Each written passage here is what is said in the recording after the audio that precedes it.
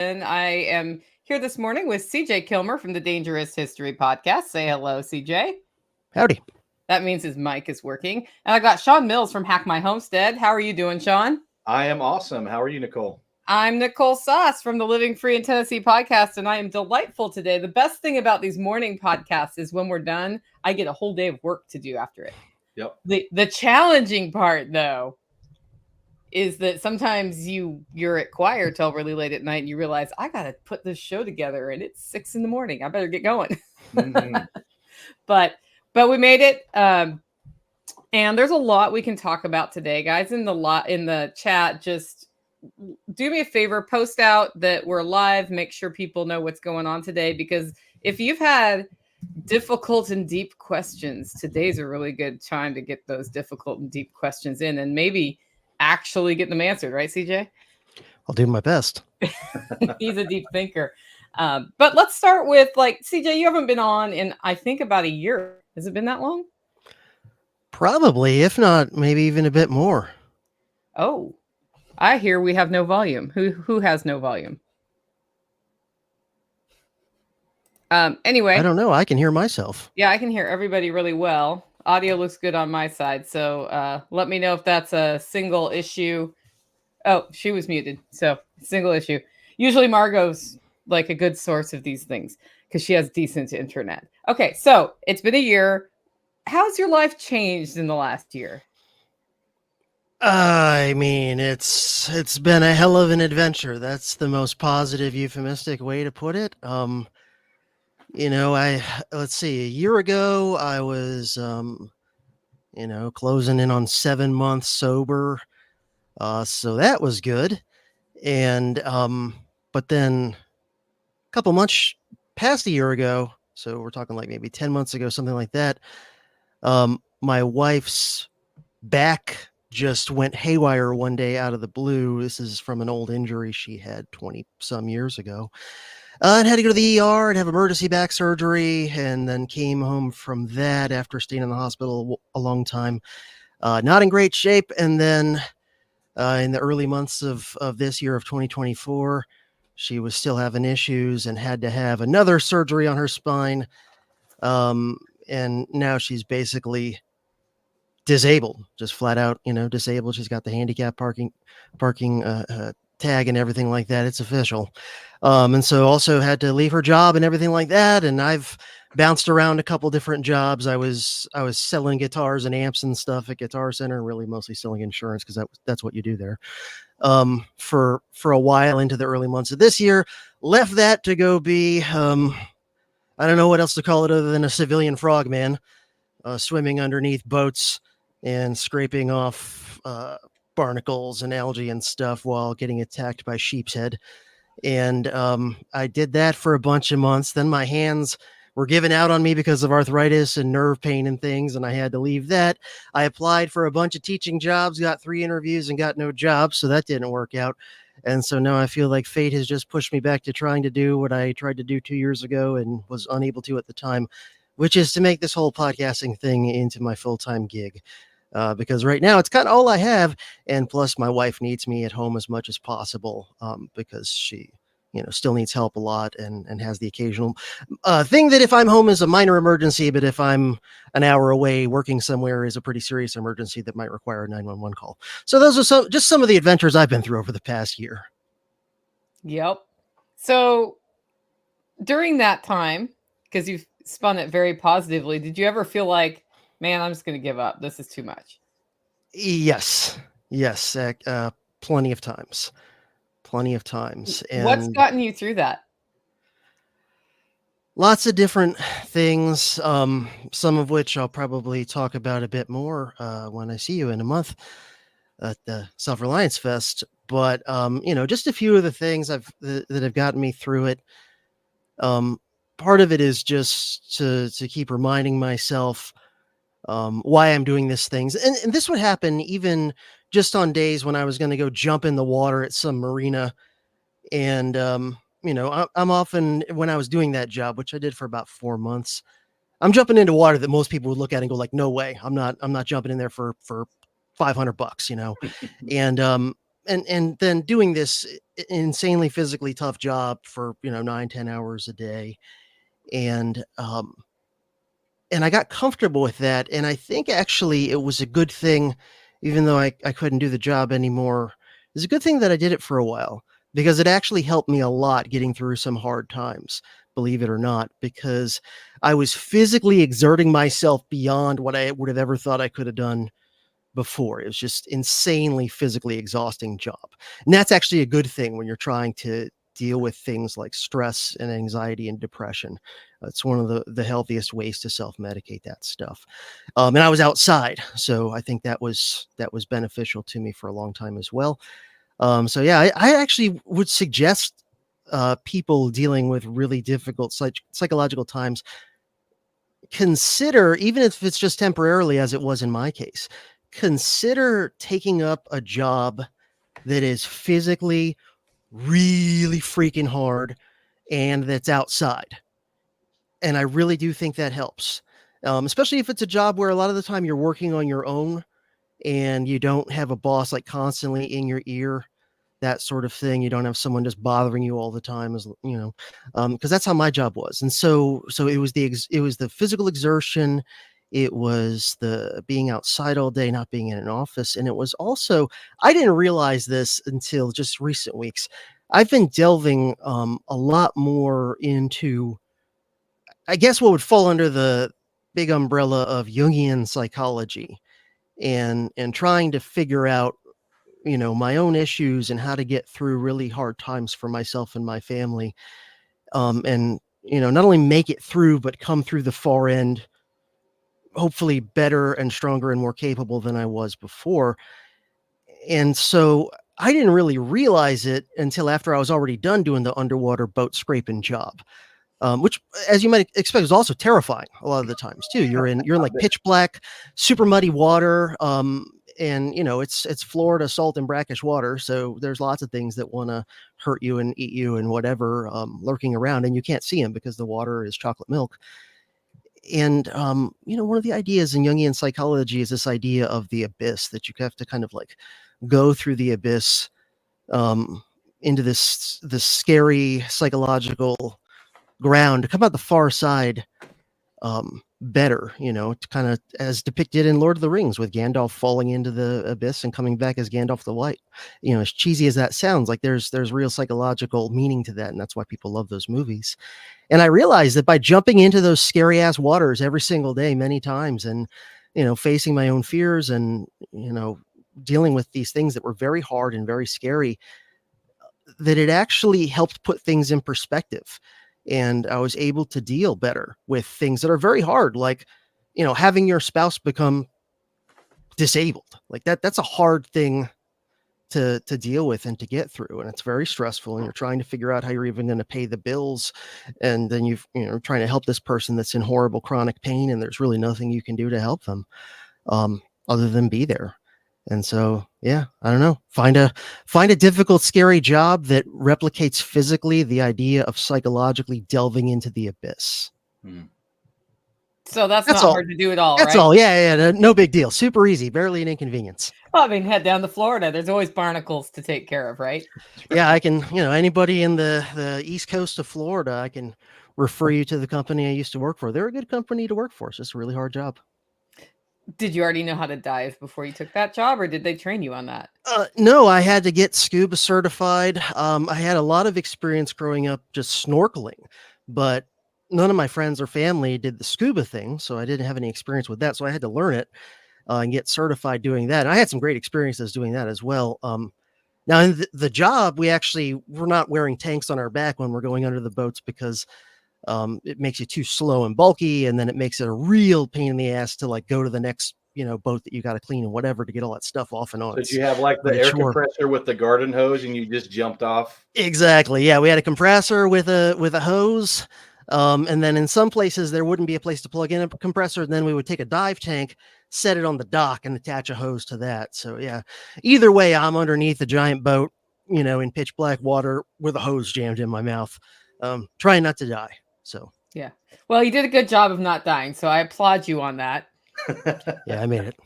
Yeah, Number one rule of survival. I've been really happy to see all your episodes rolling back out. When the attempted assassination on Trump happened, and you put an episode about it I was like, I can't wait to hear this one. So, yeah, and it's because you have, as you know, a really good perspective on history. So let's give us the Cliff Notes version on. So, what did you think immediately when you saw that happened, and then how did that change over the next couple of weeks? Yeah, right off the bat, it looked fishy to me. Pretty quickly, you started to get all those eyewitnesses and things of people saying things that did not match up with already what was becoming the official story.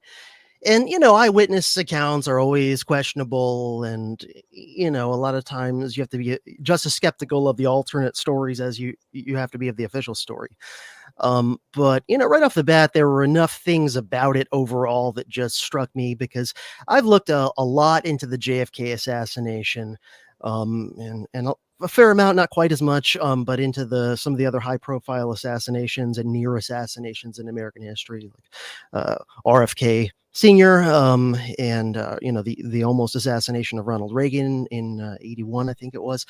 And there were just enough things about the shooting itself, the evidence that seemed to indicate that lots of people were noticing that, hey, there's a guy climbing up there who looks sketchy, and then telling cops and Secret Service about this, and they're oddly doing nothing. And then just overall, the idea that, you have a major party presidential nominee and former president giving a speech, and there's this one rooftop that not only do they not have any manpower on, but they apparently were supposed to believe we're not even like keeping an eye on that one rooftop. And I mean, this is just basic stuff that, any amateur, you don't have to be a career Secret Service agent. Any amateur with common sense can look at it and go, really? They shut down an entire city if a president wants to go get a hamburger somewhere, but we're supposed to believe that, just oopsie, we just left that one rooftop out. The shooter himself has what strikes me as a lot of the hallmarks of a classic patsy, where it's like, this random lone nut with no connection to anybody or anything, with motives that are completely incoherent.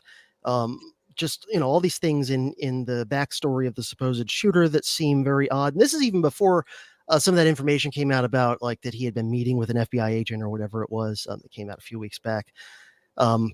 All these things don't make sense. And then just knowing how much the establishment just hates and fears Donald Trump, and I think more than they should. I think they think he's more anti-establishment than he is.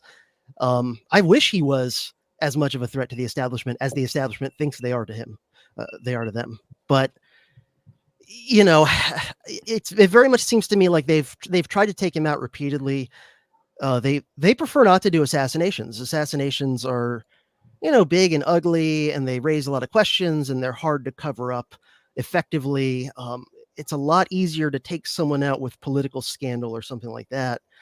And I believe that was their plan A, what they would have preferred to do. And that's why he's literally the only president who's ever been impeached twice. And by the way, I say this is not a particularly strong supporter of Trump or anything like that. It's just, I'm just calling balls and strikes. And the establishment hates his guts. They try to take him out multiple times politically. They've tried the lawfare, like all these different things, and nothing seems to work. And so I think finally they decided to try and make a Hail Mary. And apparently just like that he moved his head a certain way at the last second is why he's not gone. And the timing is also another thing that I got into in that episode a lot that I think is suspicious. Is if you look at the timing of when the assassination attempt took place, it was at what would have been quite an opportune time for Biden, because it was after Biden's complete debate flop, where even the establishment had to admit, yes, he actually is senile, as we've all known for 6-8 years. But then it was after that, but before Biden stepped down, and it was also before the Republican convention. So it was at a time that would have caused maximum disruption to the Republican Party.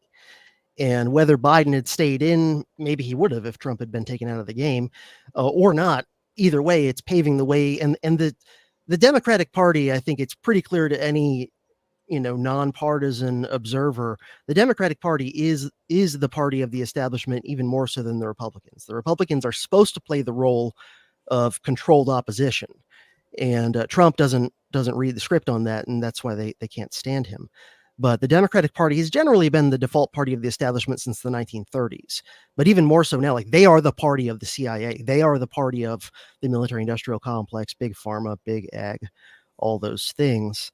So if they had taken Trump out before the Republican convention, it would have really, because he hadn't even picked his running mate yet. He announced J.D. Vance as his running mate like several days after the assassination attempt. So the timing is another one of those things that makes me very suspicious. Do you think they'll try again? Go ahead, Shawn. I was just going to say, there's a pretty clear motive for why the, overarching, call it deep state or whatever you'd like, would have liked for that to happen where it did. But there's not a very clear motive for the guy that actually allegedly pulled the trigger. And so it's like, okay, well, why do these two things not fit together? You have the entire establishment, almost like you said, couldn't have picked a better time and place for Trump to be assassinated, or for whatever political rival to be assassinated. But there's like nothing, there's zero motive that you can really tie to the guy that, was there on the roof with the AR. And so you'd be, you'd have to put pretty thick blinders on to not think that the guy up there with the AR was acting completely alone by himself with no assistance. And then, of course, like you mentioned, I was at an event in East Tennessee when I got the news. I was literally about to drive off the property, and I pulled up, there was all these live, instant responses and things like that. And I pulled up a aerial map of the event, and they hadn't even identified where the shooter was by then. And I was like, well, there's only two roofs with a sight line to the stage. One of them was apparently set up with all of the news cameras.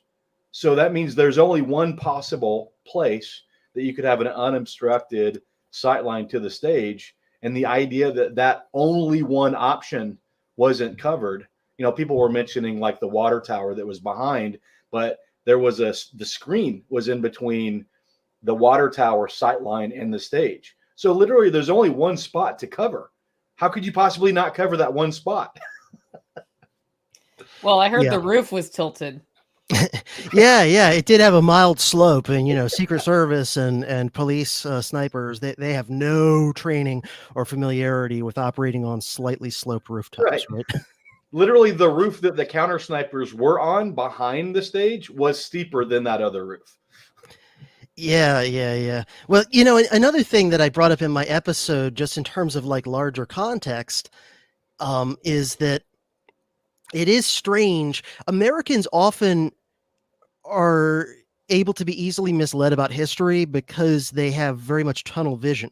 So they know very little history in general, but most of the history they do know is U.S. history. And so they don't know history of any other part of the world or anything like that. And so that can lead you to if you have nothing to compare American history to, it can lead you to be misled by people who want to, manipulate your perceptions of history and whatever. And so in American history, it's funny how if we just assume that the official establishment version of everything is true, for the sake of argument, that in American history, we're supposed to believe that whenever a high-level political person either gets assassinated or gets almost assassinated, and there's a very near miss, that the norm is it's an insane person whose motives are incoherent, who has no help, no connections to anybody, and their motives are not really political in any meaningful way, other than maybe in some like nonsensical way. So, this guy seems to be like that. What we're supposed to believe about Lee Harvey Oswald is essentially a variant of that. John Hinckley Jr. supposedly tried to kill Reagan because he was trying to impress Jodie Foster. Like, these are the sorts of things we get. It's always a lone nut whose motives make no coherent sense. They don't even have internal logic to them. And yet, if you look at every other country, and when, their king or prime minister or whoever it is either gets assassinated or gets almost assassinated, there's always a conspiracy. It's always political in nature, and most of the time it's people high up within their own regime who want to get them out of the way for one reason or another. When the president of Egypt gets assassinated, it comes out real fast, like, oh yeah, it was actually a cabal within his own military, or the prime minister of Pakistan gets car bombed. It's like, yeah, it was some higher up guys in his own intelligence agencies did it, and that comes out. And yet we're supposed to believe like this is the magical land where the only time our leaders get assassinated or almost assassinated is when it's just like a complete nut who always seems to have a very tenuous grasp on reality, and yet still has the ability to do all this like high level planning and things and carry out something that, is hard to do even if you've got a whole like intelligence team working with you, assassinating a well guarded, high they're level so leader. crazy that they would do the most unimaginable thing, but sane enough to outmaneuver the entire apparatus that's meant to prevent them from doing that thing. Yeah. I was actually gonna start doing a series on the JFK assassination last November, literally right before my wife's back blew up, and that actually derailed me from doing it. But as part of that, I was reading a lot more into the JFK assassination, which has always been something I've been interested in, but really digging in deep. And I came across something that was very interesting that most people have no idea, even if they dabble in JFK theories, which is Jacques. What was his name? Not Jacques Chirac. He was more recent. Charles de Gaulle, president of France at the time that that Kennedy was assassinated. His immediate reaction was, "Oh yeah, it was definitely his own intelligence agencies." And Charles de Gaulle ought to know, because he was almost assassinated just a few years before Kennedy. He was almost assassinated by his own intelligence agencies. And that had to do with, he was trying to get France out of, it was either Morocco or Algeria. And because he's like, yeah, we can't hang on to these colonies anymore. There's too much, violence. It's too costly, whatever. And his own kind of military intelligence apparatus was like, no, we're going to stick it, we're going to stay in Algeria forever kind of thing. And so they actually tried to whack him and overthrow him and everything like that. And so it is funny that the first reaction of the president of France, who was almost killed by his own intelligence agency, is like, oh yeah, that's obviously what's happening over there. Right. And so, you think that like, it's not just the CIA, but other intelligence agencies that often work with them, like the Office of Naval Intelligence and things like this. But then also there's various private sector groups and actors, some of which have names and some of which don't. And these people, they specialize in things like overthrowing and assassinating leaders around the world. And you really think like that skill set magically leaves them when they come, to the magical land known as the home of Team America? And you also think that people that do this all day long, that are out, whacking leaders in every country around the world, that suddenly, if somebody above them is like, hey, we need to get rid of this president or this candidate or whatever like that, they're going to be like, oh, no. See, I have all these moral scruples. And sure, I just, literally last week assassinated the democratically elected leader of, the Congo, but kill an American politician. Why? I never. Let me clutch my pearls. It's just. Yeah, Allen Dulles, right? You look at what he did as head of the CIA, leading in the 10 years before he was fired by JFK, and then after the assassination, he's on the Warren Commission. I mean, what? Yeah. Yep, exactly. How do you think that people are so brainwashed not to see that, though? That, the way we analyze other things outside our country aren't true here because America. Yeah, I think it's just the way that history is presented to people. And I don't just mean in the school system, so that's part of it, but even the way history is covered by like historical shows on History Channel, back when they used to have historical shows on History Channel, before it turned into, Cajuns shooting gators and ice road truckers and stuff all day. Same thing, it was overwhelmingly American centric. And then when it wasn't America centric, it was still something where Team America had a big part in it, like World War II or something like that. The joke back in like the 90s was that the History Channel was the Hitler channel, because they just kept on having, every other documentary was about Hitler and the Nazis in World War II. But yeah, I think it's just, I think people have the natural tendency to sort of be narcissistic in that sense and be, more interested in their own people's history or whatever like that, but then that gets magnified. And so, it's like if you only ever eat one food your entire life, you don't even really know what that food tastes like, because what the hell do you have it to compare it to? Another place, by the way, totally different from assassinations for the most part, where I see this a lot is in regard to the institution of slavery in a lot of ways. So the way most Americans think about slavery is very America-centric, where you don't compare it to the way slavery existed in other times and places. Even setting aside like ancient history, if you don't want to go back that far, like comparing the way, say, slavery operated in colonial America in the early U.S. versus how it operated in a place like Brazil or Jamaica or Barbados or whatever. And so Americans, their view of even something like slavery is just completely warped in tunnel vision, because they don't have context to compare and contrast it with. And so, that gives you all sorts of things that the establishment can prey on. Like if they're trying to push you in the woke direction, they can, without saying so explicitly, because if they said so explicitly, you'd kind of realize what they were doing, but they can kind of nudge you into thinking as if the United States was like this unique place in terms of having, racial slavery in the 17 and 1800s. And then to just think that that's the only version of it there ever has been. And then they can from there, they can leverage that into all sorts of propaganda myths, like the one that, that the American Civil War was good and necessary because it was the only way that slavery could have ever been abolished. And they'll often even at least imply, and sometimes they'll even say explicitly, like, well, if the Civil War didn't happen, we'd still have slavery today. Right. And it's like, well, is there slavery in Brazil? Because they actually had... Did we just have an internet outage, or is it me? No, I can hear you just fine. Okay, so we'll let him say that again when he comes back. But it's funny because I saw a video yesterday where it was a debate, and the person debating brought up slavery and said when slavery started in the 1800s. And the person she was debating corrected her, and I was like, I think it was earlier than that.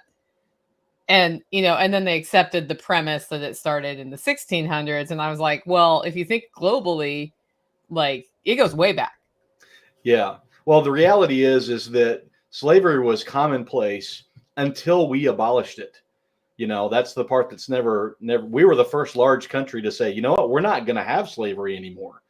And that's never talked about. It's never talked about that, like the abolitionist movement that started here led to the abolition of slavery in other places. Now, the slave trade had been outlawed in other places, but that was protectionist economics more than, yes, we believe that all people are created equal. And so he makes a great point, to take his analogy on, if you've only ever had one kind of vegetable, you don't know what other things taste like. Well, if you're only ever eating what one chef prepares for you, guess what? You're only ever going to get that flavor, right? You have to actually seek out other sources of information, aka other chefs. How are they preparing things differently? Different methods that they apply, different ingredients that they use. And, you just look so far as cable network news to see that you've got a bunch of people that watch this, and that's like, you look at the Nielsen ratings and stuff, that's the only thing they watch, whichever flavor it is. The flavor doesn't matter. It's the fact that you're only getting the one flavor, and, I don't know, maybe it's just the critical thinking, but I always come into any sort of journalistic read or video that I watch with a heavy dose of skepticism, right? Because I know these people aren't there because they have journalistic integrity. They're there because they get more clicks, and those clicks lead to more advertising dollars. And that's completely captured what we refer to as the media. It's, how do I get more money coming in for the ads that I show? Well, the only way to do that is to get more eyes on. And do I get more eyes on by reporting the news, or by being sensational and editorializing everything that comes across the desk to to get those eyes, whether they're angry eyes or happy, whether it's the eyes saying, yes, exactly, that's what I'm saying, or the eyes saying, no, that's horrible. I can't believe you would say that. You're completely wrong. They don't care. So hypothetically speaking, and putting aside the whole concept of tax slavery, right? If slavery were going to be implemented as it was then today in the US, it would be economically infeasible, right, to do that, right? So by increasing the prosperity of everybody as the economy and as this country has progressed, that also naturally set a foundation where that flavor of slavery does not make sense at all. Right. And that was happening also globally as like the global commerce system started developing more. Yeah, industrialization, right? Because it's easier for me to grease a fitting than it is to feed a slave, to feed and house a slave. It's more cost effective. That piece of equipment lasts longer. And so the changes that happened during industrialization from 1850s through, the 1920s, it made, and whether that's cause or effect, irrelevant, right? It made that, like you said, that flavor of slavery impractical. You definitely still have, the matrix, we're all batteries that just feed the machine to a certain extent. But that flavor of slavery is gone. Yeah, we have other flavors of slavery in this country and worldwide still. Yeah. That's why we raise money for the Caleb House. What we're doing at Self-Reliance Festival, right, is child sex slavery. It's still happening. It's below the radar, and it's horrifying. Right. That's a thing, but it's a thing. And that's where it's like when we get into those discussions of it, that like the chapter of slavery in U.S. history is obviously not something anybody should be proud of, right? Right. And it's nice that it has, like, in the book, it has a chapter that closes very neatly, and then everything was all better again, right? Well, it wasn't. And it was also naturally going to come to an end here. The Civil War sped it up, I think, in my opinion. Right. Yeah, a lot of people don't realize there is an exception to the 13th Amendment. Like, except for, well, wait a minute. Either we're not going to have slavery or we are going to have slavery. We're not going to have slavery, except for if you've committed a crime and you've been found guilty, And so you've got this whole slavery in the style of a judicial system that puts people, in jail, where their free or almost free labor is essentially the same thing. And so, bringing that all the way to current, to today, literally today, you've got a debate happening tonight. And one of the two people on the stage at one point literally argued against the federal government that they were not able to let people out of prison because the free labor that they were getting for things like fighting fires in California would be affected. Like, you literally, when she was state attorney general, Kamala Harris literally was arguing against the appeals and the Supreme Court. The Supreme Court was considering holding the state of California in contempt because they were not releasing all these people when they were like at 200% of their prison capacity. They had something like one person dying per week in the prison system, literally because they didn't have enough medical care to cover these people because they were at 200% capacity. So that's a great point. Just as you think about ways that slavery is integrated still into society, the prison system is absolutely functioning as slavery. Like, we're throwing people in prison for, victimless crimes, and then work. I don't know, is it $11 a day or something they get paid for working? Yeah. And executing these giant contracts to tap into their labor. Yeah. And not letting them out. Yeah. And not letting them out when it's clear that they are not guilty. If you see these movies and they're like, oh, we found this key piece of evidence we didn't know we had, and magically this person gets let go. No, it takes, if they get out because of that, it takes months to get out still, even though Or they know, decades. or decades. Because Exactly. Yeah, you could have a state attorney general essentially saying, we're not arguing that there's new evidence, we're arguing that it shouldn't be reviewed. Yeah. So we agree that there is evidence that exonerates this person who's been incarcerated, but our law says that evidence is not allowed to be reviewed, so that person has to stay in jail. So then at that place, are you, I guess you just don't believe in justice at that point. You just believe in winning. Yeah. Welcome back, CJ. How was that power outage? It was annoying. I swear, at least a dozen times it flicked off and then right back on within a couple seconds, just over and over and over and over again. And of course, then once it finally came back on and stayed, knock on wood, takes a few minutes for the internet to get fully worked back up. Yeah. Figures. It's been stormy all week in the Sunshine State as usual.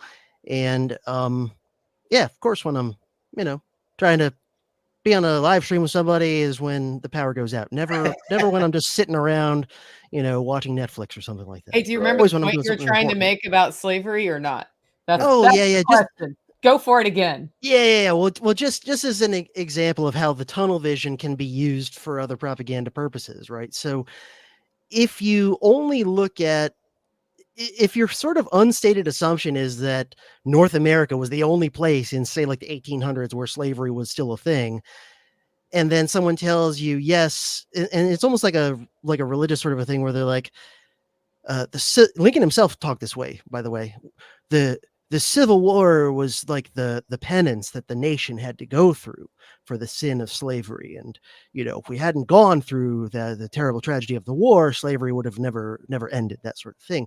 Well, that only makes any sense at all if you don't bother to look at any of the other places in the Western Hemisphere where slavery existed, in some cases on a bigger scale than in North America, and where it was phased out without a massive bloody civil war that killed like at least 1 million people. And, like Brazil, which imported more slaves during the days of the transatlantic slave trade than North America ever did by far, and had them in worse conditions very often, working on sugar plantations, which are a lot worse than cotton and tobacco plantations.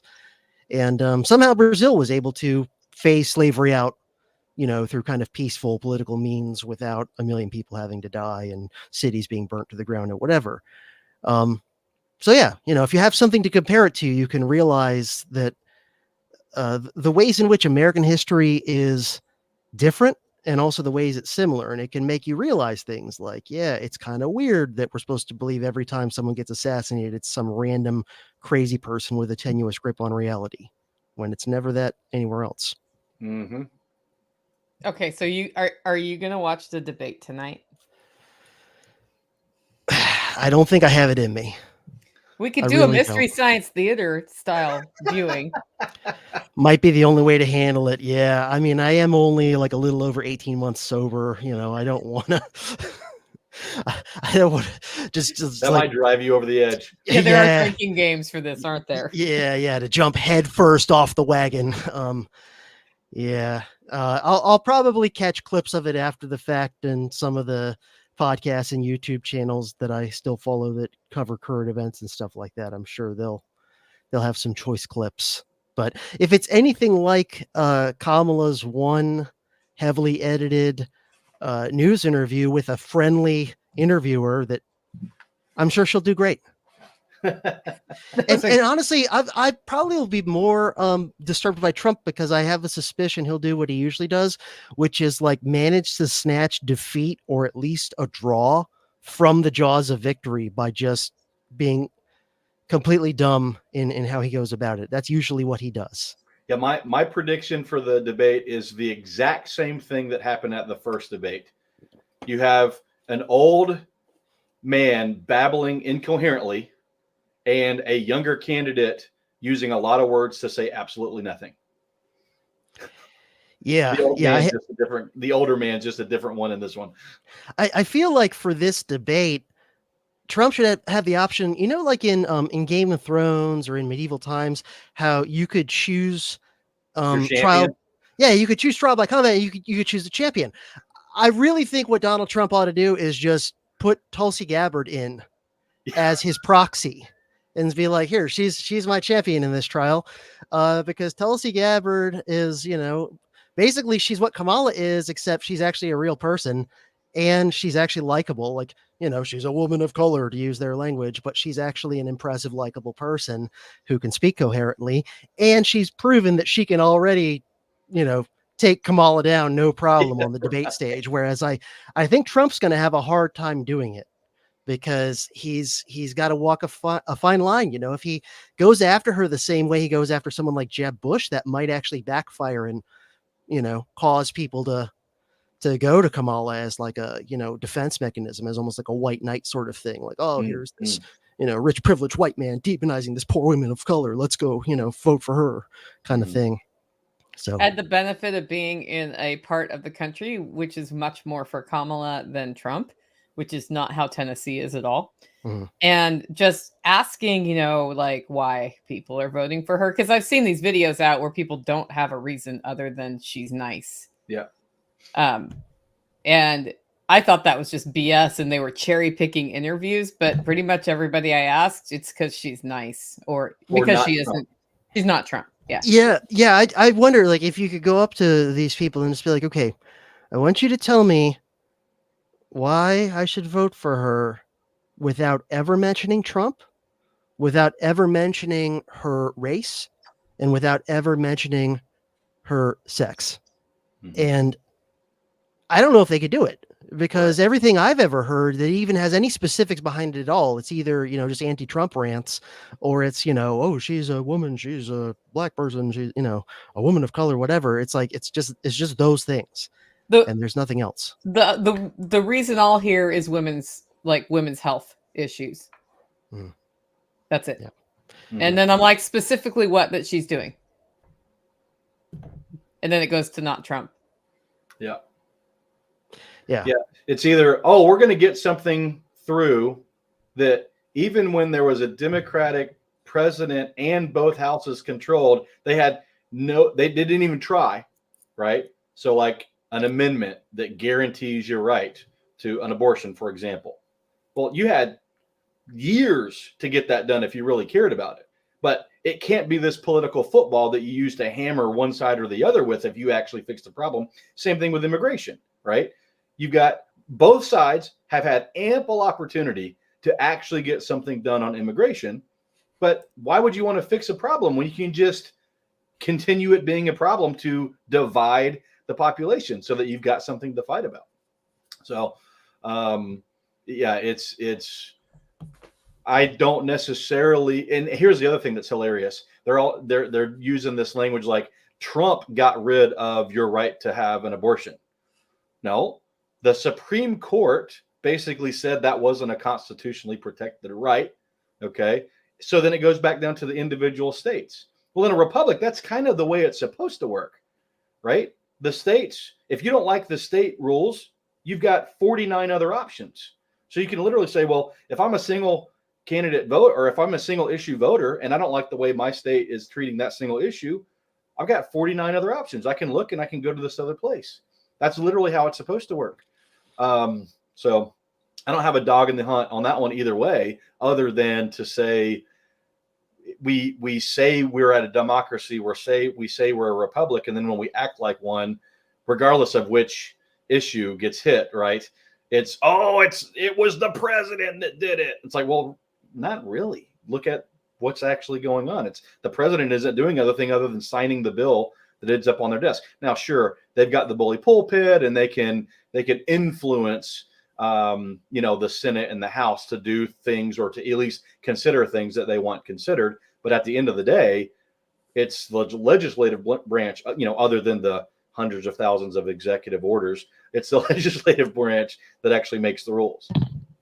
Well, and I don't know that the Supreme Court really ruled on if there is or is not a right. Isn't that true? It wasn't it like the way the original right to choose got passed was couched within the framework of privacy. Right. Basically what they said is that the judgment from Brown was not basically the 14th Amendment didn't provide that specific right. Right. But that doesn't mean that somebody else couldn't do something else to bring that back into play, right? 50-year window where if they wanted to make it an amendment to the Constitution that said that you absolutely have this right, you've got the opportunity to do that. Yeah, but all the talking points just go right back to the marketing aspect, which doesn't provide a solution. So right. I hadn't really looked very carefully and still haven't looked very carefully at the original decision. I started reading it when everybody was losing their mind because I was like, well, what actually happened? Because when they cover it in school, it's just like, we're going to divide our history class in half and you're going to debate this and you're going to debate that. And, it's completely surface. Mm-hmm. So. Okay. So a year and a half ago, CJ came to Self-Reliance Festival and he talked about signs that nation states are falling or an empire is transitioning. And it kind of freaked people out, CJ. So since that time, how come we haven't fallen yet? Have we not? I mean, question. I mean, I don't mean to say that we've hit our bottom, right. But I would say that over the last year and a half, things have continued in a downward spiraling sort of a pattern overall. I mean, when you look at inflation, the economy, social, sort of breakdown, political dysfunction, the size and obviousness of the corruption of the system.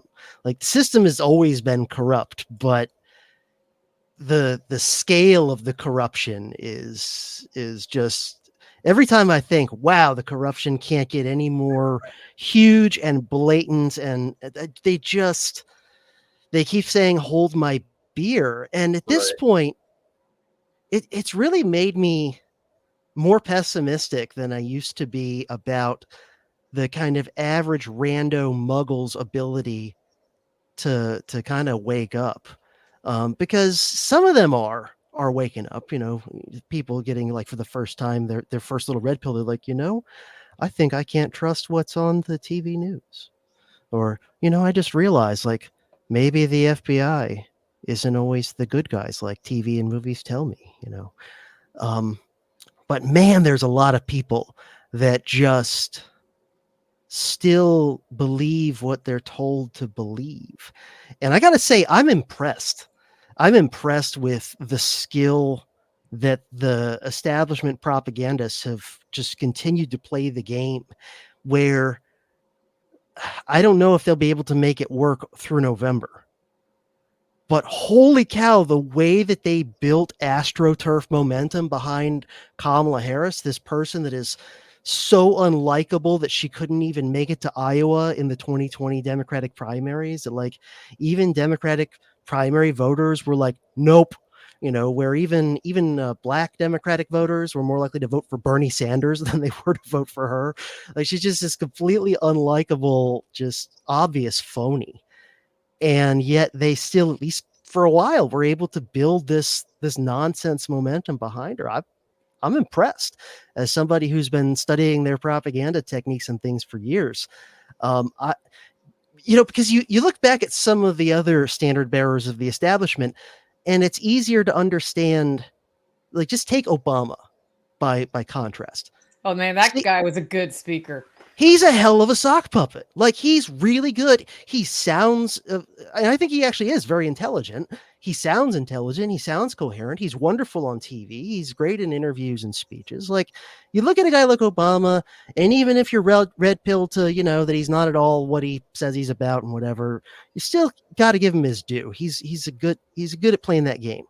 But then you look at Kamala, and it's like, take Obama and take away all of the skills and charm and charisma and likability and everything like that, and they still are able to get somewhere, at least for the moment, with her. But then I think back to, they actually got half the country for about 5 years to think nothing is wrong with Biden. Right. until they were told, okay, you're now allowed to acknowledge what every other person in the country has known for at least 5-6 years, that this guy is clearly demented as hell. And then all of a sudden it was like, oh wow, we can criticize him. Okay, I just got my orders. And then immediately, falling on that, Kamala Harris goes from having, what was her approval rating up until she became the nominee? Her approval rating Like as vice 33? president. Her entire vice presidency, her approval rating was like in the 30s at best, and sometimes in the 20s. Nobody liked her. And then still, you're able to just get half the country roughly to just, okay, I got my new orders. We're at war with East Asia now, and that means we've always been at war with East Asia. Yeah, no, that's been one of the things that's impressive. Really is a great way to describe it. Is you take someone who never got a single primary vote, dropped out and before there was ever even a single vote cast. And I look at, it's a very similar playbook to the Obama playbook from 2008, with the slight variation of the 3 years as the VP. Like, that's really the biggest difference, right? You had a super left candidate that was in local government from a super left area of a super left state. Okay. So on one, you had Chicago, Illinois. The other, you had San Francisco, California. And they become a senator when a seat is essentially handed to them. Okay. And all of the primary, all of the infrastructure of the DNC pillories behind them, they get their one Senate seat, and then they're out before they have to go for re-election one time. Like, the only two U.S. senators to leave their post in the history of the United States before finishing their first term, Obama and Harris. That's it.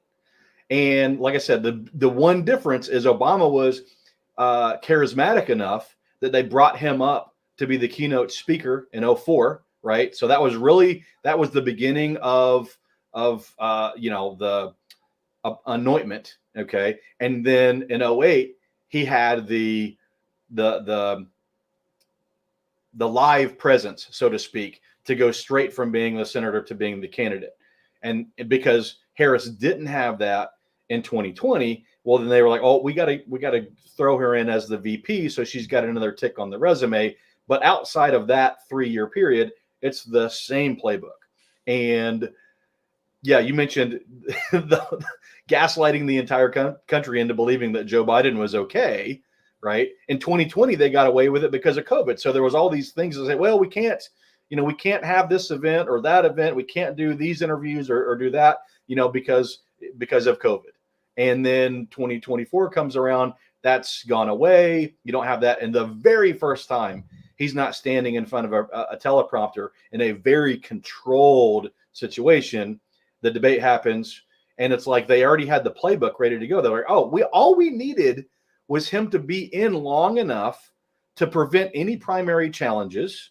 And then as soon as we do it, let's go ahead and throw him on the stage before the conventions. Never happened before. He does what Joe Biden does. And then, boom, let's enact the Kamala plan. That was a bizarrely early debate. Yeah, it was. And it happened after he had all of the delegates necessary, but before the conventions. I think they needed to see how bad it was going to be soon enough to deal with it. Because it's almost like the propagandists are like, how far can we really push it? Like, how brainwashed are they? Not brainwashed enough, and Biden really can't hold it together no matter what we do. So we got to I think because it would have been better for them to keep him in. I think they knew he was not going to beat Trump, and they had to pivot, which is the whole reason for the early debate. Yeah. I hadn't really thought about the timing of that first debate up until you mentioned that now. And yeah, that makes a lot of sense, because it definitely looks like there was a whole contingency plan. Like, they were, once it became obvious that Trump was likely to beat Biden in a rematch and do it by enough of a margin that they couldn't, cheat their way to the win. they kind of like put this contingency plan into effect, and the timing of everything is so it's a few things you could stack up and say, oh, those are genuine coincidences, right? But when it's enough things where the timing is absolutely perfect for what we know their ultimate purpose to be, it's like, okay, the odds are that this is no longer just a series of coincidences, Right? And yeah, I just can't help but still like. I still haven't seen the evidence that Trump really even understands what the hell he's up against, and it's just a shame that he's become like the avatar for all of this anti-establishment sentiment. Mm-hmm. And he doesn't even understand. He doesn't seem to understand either what he's really up against or even the people behind him, like the people that are for him. He doesn't really understand just the depth of the hatred that a lot of regular people like us, or even people who are less informed than us, whatever, just have this hatred of the establishment. And yet he still is kind of, playing with kid gloves to a certain point. Right.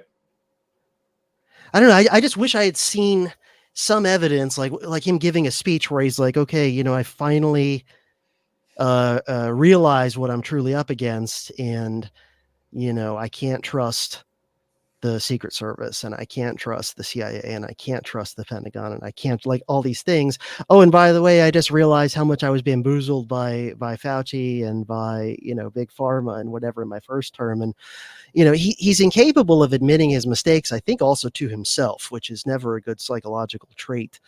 And so as a result, if you can't admit your mistakes even to yourself, the odds that you're then going to learn from them and, not make the same ones in the future. This is why, like, I understand the impulse to vote for Trump as just like a middle finger to the establishment. I totally get that. I would have voted for Eugene Debs when he was in prison in 1920 for the exact same reason, just to flip off Woodrow Wilson. Mm-hmm. But I'm still just very skeptical as to what he's going to do if he gets back in. I mean, the best argument, I guess, is lesser of two evils. He's not going to do as much negative things as Kamala would. But I've seen no evidence that he's really like ready to go to war against the establishment this time. I just don't think he even. I don't know. I think he's too arrogant and too lazy to really to do his homework. Well, how far did he get the first 4 years? Yeah, the establishment consistently outmaneuvered him at almost every turn. Yep. Day one, Russian collusion. Then we've got the Ukraine phone call, and it's just one thing after another after another. So that's the fun part of the presidential election. And then we wonder, and does it really matter who's in office? Yeah, when you start tumbling down that hill, the backside of, which I think that we probably have been on a downhill trajectory since the 70s. It's just been disguised with cheap goods from overseas and wars that just take money from one part of the world and put it in a different part of the world. You once that snowball builds up enough snow, you're not going to stop it. And it's probably just a matter of slowing it, right? That's the only thing that you can do there is, do we send it over the cliff or do we continue the steady decline? This is why I totally got out of public policy as a career. Yeah. I was like, I'm not making a difference here, and it's killing me. It's like sucking my soul. Mm-hmm. So, and it was like, yeah, we won here. We lost 4 other places. So it's still. Well, and you think about like establishment control, right? There's so many issues that the vast majority of the population wants to happen, right? Term limits for Congress people, for example. Okay. I can't find, and I've asked, and I used to travel all over the country, cannot find one person that didn't believe that, yes, there should be some sort of term limit. And whether you go from the House to the Senate to whatever, like in a specific spot, there should absolutely be some sort of term limit so that you're not locking out new ideas. Never found a single person that didn't agree with that. But they won't even get it out of committee. So the establishment was like, no, we don't like that idea. So we don't care what you think. We're going to do what we want. Or the flat tax, as much as I hate taxes, but. There have been Yeah. some tax proposals that are less abusive than the system we have now that won't get likes because you can't take advantage of all of the ways around the tax code if you Yeah. change the tax code. Yeah, yeah. Well, I'm actually working right now on my notes for what I'm thinking to be a little 2-part miniseries on my show about oligarchy, and in Mhm. particular about the way that the United States is an oligarchy masquerading under this, banner of modern democracy. And I'm actually going to trace the idea of oligarchy back to kind of like 16 and 1700s Britain, believe it or not, where you had monarchs who were trying to be absolute monarchs for a little while, and because there's always a justification myth for a government, right? They never just are honest enough to be like, listen, like we've got all the big guns, and so you have to do what we say, or else we'll like drag you off to a dungeon and maybe kill you. Because if they were that honest, then the people who are not part of the governing class, who are, the vast majority of people, might actually get crazy ideas in their head about like, well, we don't want that. And so let's just get rid of these people that are trying to rule us. And so there's always a founding myth. There's always like some kind of woo-woo story about where these people with pretensions to rule you get their legitimacy. And so you had some monarchs in the British story who were trying to be absolute monarchs, and the justification was the divine right of kings. And then they got overthrown and civil wars happened and whatever. And essentially you end up with the parliamentary system with the monarch of limited powers, and then a parliament that makes really a lot of the day-to-day governing decisions. And so, so the myth of the divine right of kings no longer works under those circumstances. And so the people who are really running the show are a handful of rich guys in parliament. Essentially, it's an oligarchy. But they can't tell the people like, yeah, we're just going to be an oligarchy because we're rich and powerful, so we're going to rule in our interest because that's what we want to do. And so instead, what they come up with is this whole mythological smoke and mirrors thing that falls apart with any critical rational thought. But it sounds good enough and plausible enough that people tend to want to believe it, which is this idea of representation, this idea of popular sovereignty, this idea that, oh yeah, this one dude in parliament who, has a district or whatever that has 1 million people in it. Yeah, he represents those people, as if that makes any rational sense if you take it apart, actually take it literally at face value. Like, what does that even mean? How the hell could you represent 1 million people, right? Mm-hmm. Which, is what's a current House member in the US represent? I think something like 700,000-800,000 people. Right. It's like, how does he even know what those people all want? And what about the fact that like a lot of them want contradictory things from the others? And does he just take an opinion poll and do what they want, what a majority wants him to do? If he does that, why do we need him? Why don't we just have like an algorithm that does that? And all these sorts of things. But anyway, this idea of representative democracy, sovereign, popular sovereignty, all this stuff, this is just the new fairy tale that replaced the divine right of kings to justify the system. And what it does is it makes an oligarchy not look like an oligarchy. And believe it or not, I'm going to tie this all back into Woodrow Wilson. Because, yeah, I know. Who could have seen that coming? Because he really was the guy who understood kind of where, quote unquote, modern democracy was going. And he, of course, he thought it was a great thing. But his whole idea of modern democracy, and I just recently came across an unpublished manuscript of his from when he was a professor that he intended to blow up into a book, but never got around to it. And it's actually called something like Modern Democracy. And when you look at what he's describing, it's really oligarchy, but it's with all of this like, veneer on the surface of like elections and appealing to the people and that sort of stuff. And so my argument is, and I'll probably call my second episode in this little mini series my argument is modern democracy is just oligarchy with extra steps. That's all it is. It's good marketing. Yeah. It's Oh yeah, good and that marketing because, like, how would it really go if we had popular representation? Like, if it was everybody voted one vote and the way it goes, the way it goes. How would that work for us, do you think? Where would we be? yeah, well, I mean, I think the masses of the American people actually, when they're sort of left to their own devices, they often have good instincts, I think. Like, I think a lot of average Americans have like this instinctive distrust of concentrated power. A lot of Americans have like a reflexive tendency towards like a non-interventionist foreign policy. They have like an instinctive, like something's up with Wall Street. I don't trust them. Like they have a lot of good instincts. By the way, I would say this about Trump himself. Like he has a lot of good instincts. But then if you have these good instincts, but you're not willing to do the homework of really trying to understand what your instincts are telling you and why, then you're able to be misled on the here and now. So, for example, a lot of the American people have an instinct of like, yeah, we shouldn't be involved in all these foreign wars on the other side of the planet that have nothing to do with us, right? Which I would consider very healthy instinct. And yeah, they can say in general, in the abstract sense, yeah, I'm against, stupid foreign wars that don't concern me.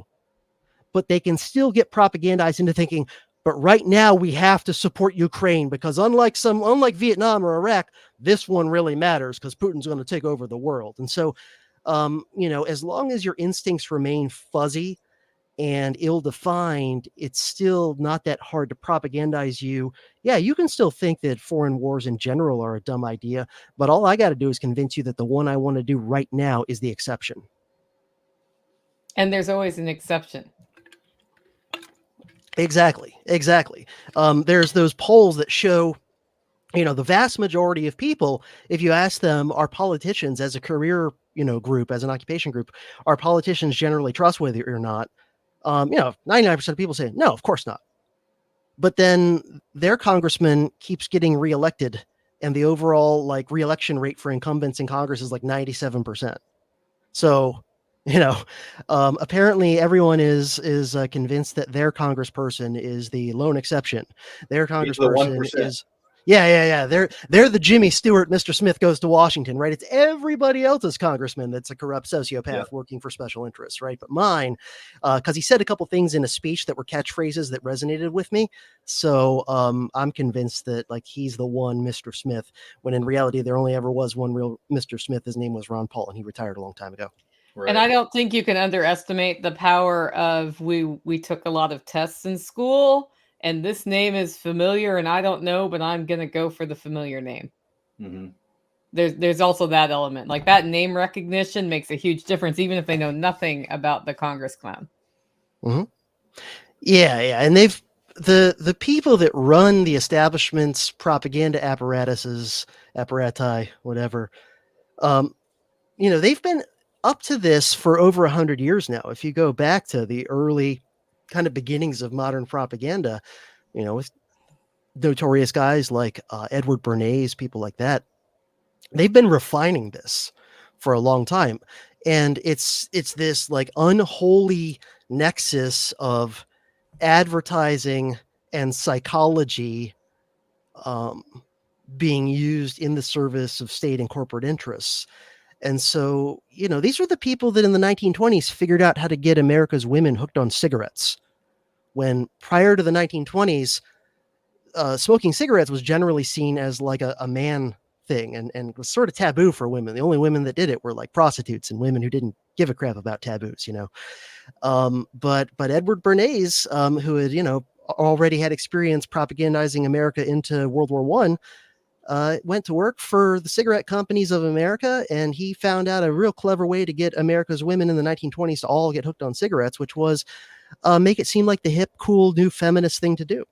Right. And so he launched the famous Torches of Freedom campaign. Like, hey, ladies, you don't want to go vote. Yeah, exactly. You don't want to let the patriarchy tell you what to do with your own body, do you? Right. Hip, enlightened, modern, feminist flapper women, they all smoke cigarettes because they're liberated. Don't you want to be liberated? Mm-hmm. And it's sort of like this proto version of woke advertising, where it's like you're using this, this social ideology to market a product that's actually terrible for the very people that you're marketing it to. And I don't think they've given up on those things. but Oh, great yeah, for the guys You at the don't top. think they've given up on those things? No. Yeah. Well, I hope during your oligarchy series you talk about the Constitutional Convention, who went, right? What some of the justifications were for that, because there a case can be made that it was literally guys that held the Revolutionary War bonds that were ensuring they were going to get their money, right? And Shays Rebellion played into, well, look, see, this is why we have to have this thing. This is why we have to change these rules, and so that we deify the framers of the Constitution and the founding fathers and all this, but a significant majority of the guys that were there setting all this up were there protecting their own interests.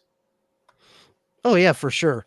And yeah, the Constitutional Convention was very much like an oligarchic coup, right? Where under the Articles of Confederation, there wasn't really yet a national level oligarchy. There was like each individual state had its own local oligarchy that kind of like ran the state, but a local oligarchy is less dangerous than one that can, like an oligarchy that's just running Massachusetts, is a lot less dangerous than an oligarchy that's running all 13 or 15 or however many colonies or states or whatever you're going to have, right? And so, yeah, I mean, I'm a believer in the iron law of oligarchy. I think that every government essentially is an oligarchy, whatever its pretense is, whether it's supposedly a one-man dictatorship or supposedly a democracy. In practice, they're all oligarchies, right?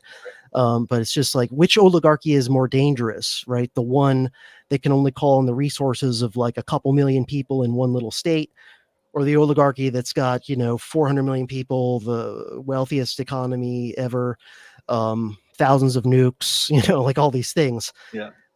So, the more they have behind them in power and resources, the more dangerous they are, which I kind of thought everybody understood that, but apparently these days it's been drummed out of a lot of people's heads. Right.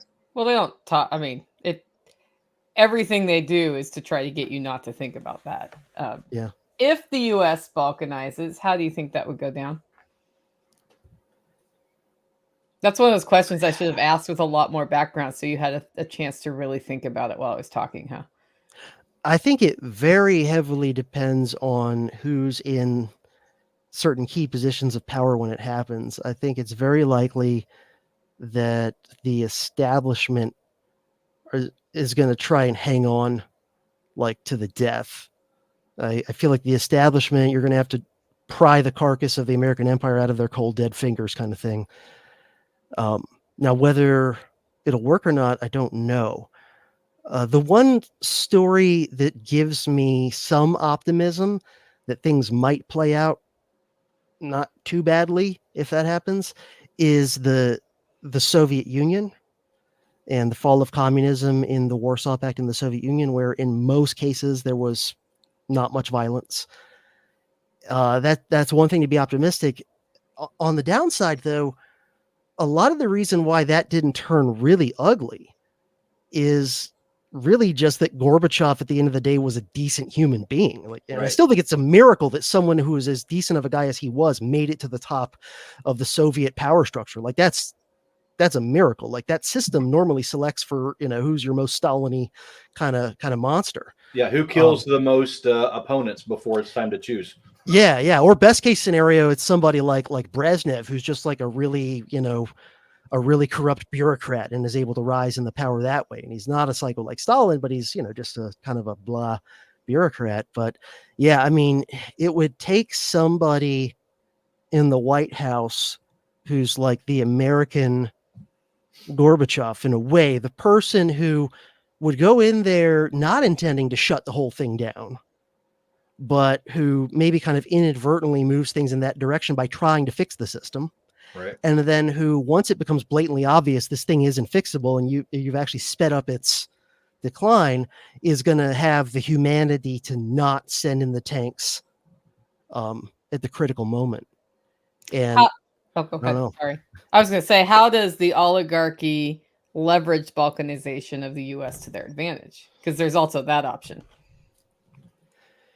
Yeah. I guess some of them might try and decide, well, if they're realistic enough to realize that the system is beyond the point of repair, to then say, okay, the American empire is no longer going to be a viable thing that I can parasitize my money and power from. Maybe I want to try and be like, I don't know, the king of the Northeast, or, whatever it is, or Gavin Newsom or somebody's like, all right, I'm just going to be the emperor of California. Those sorts of things are possible. And for sure, you see that in some of the places in the aftermath of the collapse of the Soviet Union, where sort of like local oligarchs set up somewhere, or, even the oligarchs who sort of became like the next Russian, government. And you see that too in a lot of places where, the last big empire before that, the British Empire, when they were sloughing off all of their different colonies and what have you. And a lot of those places, things went relatively smooth. Places like Australia and Canada that were largely self-governing for a while anyway. But then in a lot of other places, it was a bloody mess. You can look at what happened between India and Pakistan when that was partitioned, when the British were on the way out. That turned pretty darn ugly. And there's still the threat of nuclear war over that. Ugly. Yeah. Yeah. So yeah, it's not a, like, it's something that I'm in favor of, but I'm fully aware of the risks. And yeah, I mean, it can get very, very messy, but also when you look at how they've very effectively divided the country to close to 50-50, with a two option approach to every question in the world. Yeah. It's almost really, like they can get more power if they then separate into two nation states, or a group of different nation states where it's just basically one or zero on either side of that line, and make people even more violently opposed to each other, so they're focusing there and not at the oligarchs. Yeah, I'd say that really it's more like a 3/3. You've got 1/3 believes one side, one third believes the other side, and the other third doesn't care. Which is essentially, if you look at like election turnout, that's basically the way that works out. You've got 70 million that vote for this guy, 70 million that vote for that guy, 70 million that doesn't care. And yeah, I would say you'd probably end up with regional, like it would be geographically based. I could see the Northeast and the South and the West all fighting over the Midwest. Where does the food go? And I could see a lot of wealth leaving leaving North America and going and finding other places where it's easier to establish control quickly by throwing around money. And whether that would be a good thing or a bad thing for the U.S., who knows?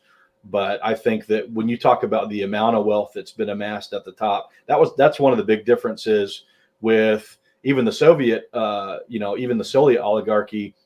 You had all of the people at the top of the party who are essentially given all of these state-run utilities and media companies and things like that. But even there, it was less concentrated than we have it here. And so I could see a lot of people saying, well, you know what?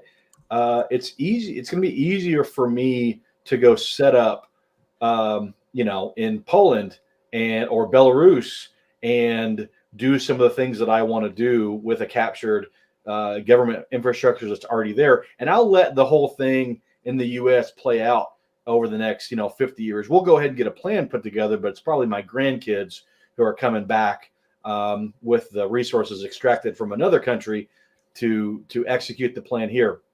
But then the flip side of that is when you think about natural resources, even with all the extraction that we've done, we have, at today's valuation, trillions and trillions and trillions of dollars of natural resources in this country. So then you could see the opposite happen, and you could see powers from outside our borders coming in, as China's done in Africa and locking down these geographies just so that they could get access to those local resources. Yeah, the getting back to what I was saying before about tunnel vision, I think we also have to keep in mind, and this ties into what you were just saying, Shawn, which is that the American establishment is really part of a globalist class. And they are internationalists. Like, these are the people that literally go to the World Economic Forum and Bilderberg and all these things. And like, there is a reason why, for example, Americans who are hardcore anti-Trumpers also had really strong anti-Brexit opinions. Like, which is strange when you think about it, and vice versa, right? That the Brits who were the most anti-Brexit also happen to be the ones that are suffering from TDS, even though Trump isn't their president. Mm-hmm. And so there is this like global class, and there's layers to it. There's, at the top, there's the sort of Rockefeller, Bill Gates type, people. But then there's what might be considered like people who are not much above upper middle class, but who are still like culturally part of that internationalist liberal elite, right? The people who don't have real loyalty to their own nation, who actually feel more kinship with people who are just like them in Europe or just like them in Australia than they do feel like they have with like the blue collar fellow Americans who live, one county down from them. And so those people might be very likely to, to leave, to just go somewhere else, at least for a while. So here's a question from Pippinized. Any thoughts on further war or aggression happening before the U.S. election? Besides the alien invasion, which is scheduled for October 5th and 6th, which is why you should not go to Camden for Self-Reliance Festival, because aliens are coming that weekend. I'm gonna tell you right now, if aliens do show up, that's exactly where you want to be. That was a legitimate objection I got, CJ. So I'm just saying. Oh, wow. Last spring it was the Rapture. This fall it's the alien invasion. Yeah, I remember that Rapture. That was a good one. That was one of my favorite Raptures that I've been to. Yeah. Yeah. So war aggression. Oh yeah, absolutely. I'm not saying I have any inside information or even any sort of feel for like odds or whatever, but absolutely I could see something happening for sure, because there is that old tendency people have instinctively where a war happens, they tend to be more likely to support the incumbent. So that's certainly a possibility. I mean, the fact that Kamala got the endorsement of Dick Cheney should tell you all you need to know as far as this goes, right? Yeah. And as far as aggression, yeah, I mean, there's also definitely, I think, some significant possibility of like a January 6th sort of weird deal. I mean, given how much crazy stuff has happened just the last couple of months, and we're not even on the home stretch yet. I mean, when you think about it, it's so bizarre. And the fact that like most people have moved on from the Trump assassination attempt. Like that should be a big deal, right? It's like, no, we had that. Then we had Biden, stepping down and Kamala coming. Like we've just had all these like one thing after another of these big bizarre things. It's definitely not a typical campaign season. And so, yeah, I mean, I'd be lying if I said I wasn't a little bit worried about what kind of crazy things might happen over the next 2 months, for sure. Yeah, I think you'll probably see some media explosion around a person of color getting killed by the cops, right? And it happens all the time. It's just whether or not it's going to be, is this week the week that we take this one story and that's all we play for the next week, or do we wait a month? So I think there'll probably be something like that. The Israel-Gaza thing, Syria, Lebanon, all of that, I don't think that's getting resolved anytime soon. I thought it was kind of crazy how you had these hostages, bodies that were recovered, and somehow the prime minister of Israel was the reason that another terrorist group killed these people that they had held hostage for 3 months. Like I thought all of those protests about that were like, really? Like that's We're not mad at the people that actually murdered. We're mad that the guy that's been working on trying to get these people back for 3 months didn't do it in time. To me, that seemed like a little bit of let's decide what the narrative is, and then as soon as we have some sort of media story where we can push it, we're going to explode it out. Remember the Nord Stream pipeline? Yeah. Yes. There's another thing that we don't talk about anymore, right? Where if you had any questions that Vladimir Putin blew up his own pipeline, even though that made no strategic or economic sense, if you had any doubts or questions about that, you were an agent of the Kremlin. I remember I was getting the sweet, sweet Kremlin rubles flowing in back then. That was great, But yeah. Now, if Seymour Hersh is right, which he usually is, it was actually an American operation essentially. But even the limited hangout is now in the establishment press that, it was a rogue element of Zelensky's government that did it. It was like his defense minister acting without orders or whatever, which I think is totally a limited hangout. I mean, that guy might have been involved on some level, sure, but it was ultimately a Western, American and probably British op. But I mean, just look at something like that, right? And, could they do something like that in the next couple of months that shakes things up? And then that brings back up the whole, narrative, which is still dormant in a lot of people's minds to some degree of, we all know Russiagate was really real. Like there's a crap ton of Democrat voters walking around who are like, I don't care that even my own establishment media has now admitted that was all bullshit. I still believe it. Like that's how much of a true believer I am. I'm still wearing a face mask in 2024 when I'm by myself riding a bike outside. That's how hardcore I bleed blue. Yeah. I legit saw somebody doing that 2 weeks ago. I'll tell you what I don't think you'll see. Outside. I was like, whoa, okay. Two things I don't think you'll see before the end of the year are any sort of terrorist attack that starts from outside of the country. So you could see some sort of domestic terrorism thing, which will be white supremacy, but nothing from outside, because then people are going to flow to who's the more authoritarian. They can't afford that. And then I think the other thing that you won't see is a recession. I think that they tried to push that through late last year. There was enough extra money sitting on the sidelines to where it didn't materialize. And now, the powers that be can't have that before the election at this point. So I don't think you'll see that. I think that it'll come within the next 12 months, but not within the next 2. I think we're going to see cyber something. Oh, I think like cyber something. I think it's, I mean, I don't think for 100%, but I think there's a high likelihood we will have another cyber something that affects the capacity for people to do financial transactions in one way or another. Because so not like a colonial pipeline hack, but something more like the CloudStrike thing. Yeah. I think that sets the foundation for the CBDC to come through better. And it like when you hit people in their pocketbooks, they start freaking out. Right. And Trump's not the solution for that.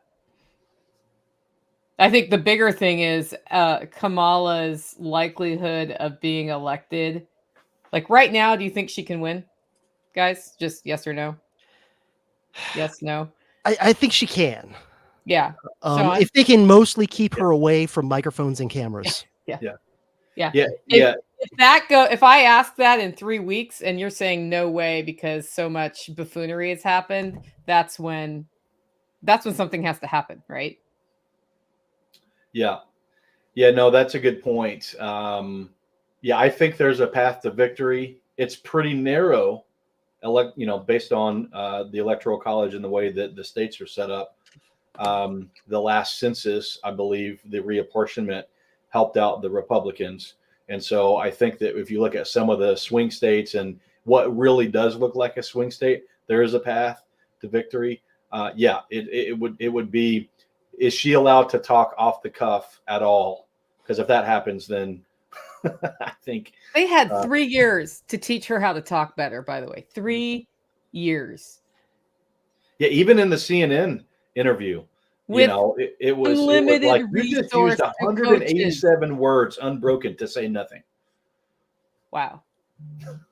I can't pay attention that long. I'm like, it's like when you read a text message that's voice to text from somebody who doesn't speak very well, and it just puts word soup in when she talks. Yeah. Yeah, I still can't believe that the same establishment that was able to give us Obama, like, they can't even find a sock puppet that's half as good as Obama at playing that role. I mean, they've declined a lot in just like a decade. If this is the Yep. best they've got. First the best they had was Joe Biden, and now the best they got is this lady. It's like these are both people who seem to be like completely mentally incapacitated every time they I talk. think they were sure that Hillary would get an 8-year run, and that they would be able to um, basically build someone up over that 8-year period to be the next one. And Trump, accidentally winning in 16 caught them by such surprise that they're kind of like backpedaling, trying to figure out which direction to go. I think that they knew with absolute certainty that they were going to get 8 years of Hillary, and that was going to allow them to set the stage for the next phase.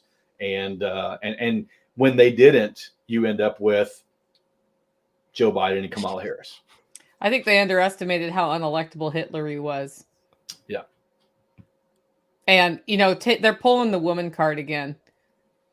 And I Well, can that's tell why they you know from to the keep. perspective of a woman, I'm like, could we have like a smart, poised woman who Yeah. can speak, maybe, and not a Yeah. buffoon? Like you're not helping the image of women here.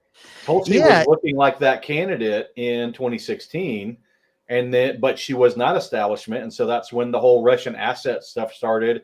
Then they basically de-Googled her. Like, she had a lawsuit against Google after that debate where she whacked Harris. You couldn't find her campaign to donate if you wanted to, and Mhm. and I think that I think once that happened, it was like, oh well, like the Democrats really have never been the party of democracy. Like, if you look through going back to the 1800s when they established the Democratic National Convention, they're constantly silencing parts of the electorate to make sure that they get what they want, and yeah, I think that whole idea of women empowerment and people of color empowerment and everything. If you saw what they did to Tulsi Gabbard, you realized, oh, they're captured just like every other entity is. Right. Yeah. I mean, Tulsi Gabbard, if they actually believed honestly the things they say they believe, and they weren't just shills for, big corporations and the intelligence apparatus and the Pentagon. I mean, Tulsi Gabbard was made in a lab in a way. It's like, not only is she a woman of color, but she's very, in the superficial senses, she's similar to Obama. She's very articulate. She's very charming and charismatic. Frankly, she's a good looking woman. Like, she's an attractive woman who looks good on TV. Like, that should have been a slam dunk landslide. Every woke Right. Democrat in the world should be falling over themselves to vote for her. But she's not even that anti-war. She's just kind of anti-war, Right. and that's enough for them to be like, nope. We're gonna treat her as if she's the straightest white dude we've ever seen. Right? We're gonna throw her ass under the bus. We're gonna act like she's got the white privilege. Meanwhile, here, woke people, you're supposed to support Joe Biden now, the oldest, Right. whitest guy we can find in the continent of North America. I think that's a great note for us to transition to closing comments, because we've been on about an hour and a half. So, Shawn, what do you got for us to close us out? Yeah, just focus on your personal liberty. That's the number one thing that you can do. Identify what you can do to take back control of your life, whatever that looks like, whether that's starting your own business, growing your own food, buying a property out in the middle of nowhere and stocking a bunch of band-aids, guns and firearms, whatever that is. Focus on what you can do, because you're not going to slow this train down. If you want to find me anywhere, Hack My Homestead, pretty much across all social platforms. I pretty much share like the cool stuff that I'm working on right now. I'm turning my front yard into a swimming pond, and so I've got some stuff out there on that.